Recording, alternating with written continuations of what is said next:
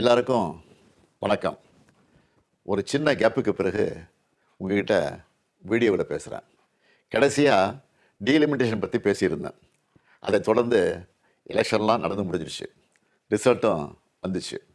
ரிசல்ட்டுக்கு பிறகு என்னவெல்லாம் நடந்துச்சு, என்ன நடக்குது எல்லாத்தையும் பார்த்துக்கிட்டு தான் இருக்கோம். 2 வாரமாக எல்லா வீடுகள்லேயும் நியூஸ் சேனல் தான் ஓடிட்டே இருக்குது. அந்த அளவுக்கு பரபரப்புக்கு பஞ்சமில்லாமல் போகுது. 2026 தேர்தல் முடிவுகளை எடுத்துக்கிட்டால் திமுக ஒரு பெரிய பின்னடைவை சந்திச்சிருக்கு. அதை நாம் ஏற்றுக்கிட்டு தான் ஆகணும்.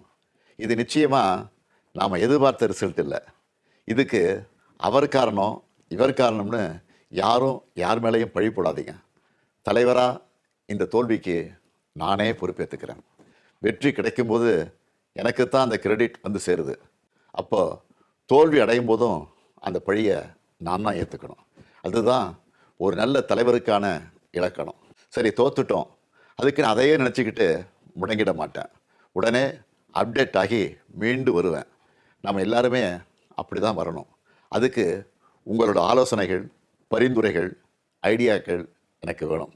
எலெக்ஷனாக இருந்தாலும் கரெக்ஷனாக இருந்தாலும் உங்கள்கிட்ட தான் வந்தாகணும். மக்கள் தான் எல்லாம். இந்த தேர்தல் முடிவுகளுக்கு என்ன காரணம்? திமுக இன்னும் எப்படியெல்லாம் உங்களுக்காக உழைக்கணும்னு நீங்கள் நினைக்கிறீங்கன்னு சொல்லுங்கள். உங்களோட கருத்துக்களை ஓப்பனாக சொல்லுங்கள். அதுக்காகத்தான் இந்த உடன்பிறப்பின் குரல் வெப்சைட்.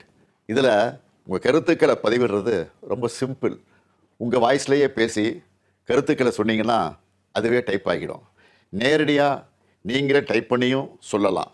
இல்லைன்னா நீங்கள் பேப்பரில் எழுதி அந்த ஃபோட்டோவை அப்லோட் பண்ணலாம், டாக்குமெண்ட்டாக அனுப்பலாம்.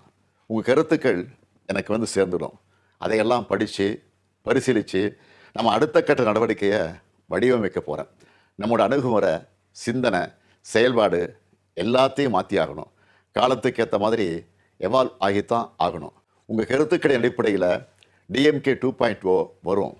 கட்சியோட எல்லா லெவல்லையும் தேவையான மாற்றங்களை செய்ய போகிறேன். இதனால் அடுத்த 100 ஆண்டுகளுக்கும் இந்த இயக்கம் உயிர்ப்போடு இயங்கும், உங்களுக்காக இயங்கும். உடன்பிறப்பே, நீங்கள் சொல்லுங்கள், நான் கேட்குறேன்.